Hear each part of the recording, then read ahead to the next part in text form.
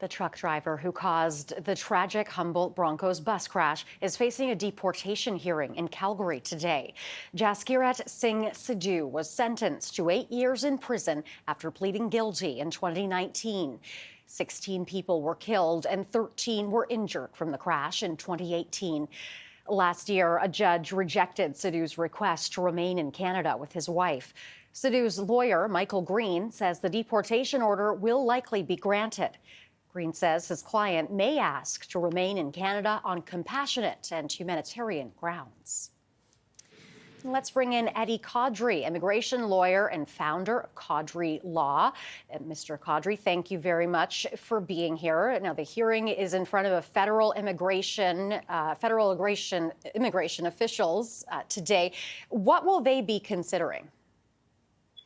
So really, it's a legal issue that there really isn't much to consider. It's pretty black and white, and I fully expect that a deportation will be ordered today.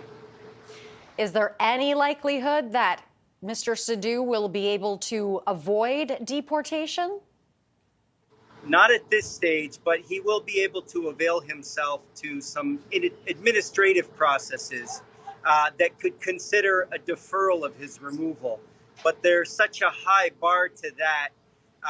It's really a long road ahead. But there is the option of administrative requests that could potentially defer his removal. Now, Mr. Sidhu has requested permanent resident status. How will that factor into all of this?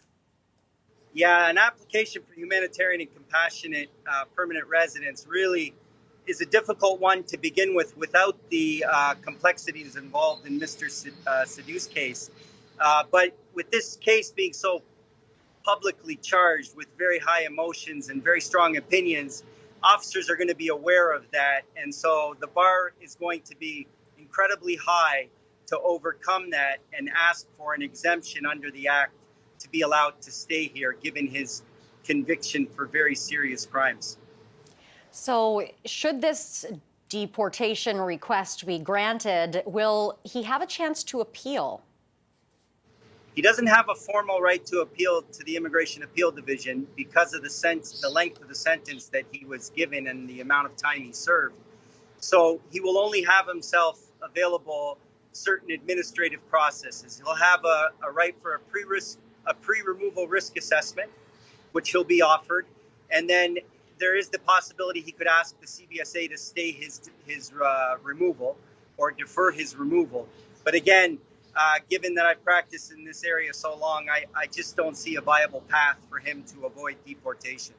All right. Eddie Kadri, immigration lawyer and founder of Kadri Law. Thank you very much. We appreciate this. Have a great day.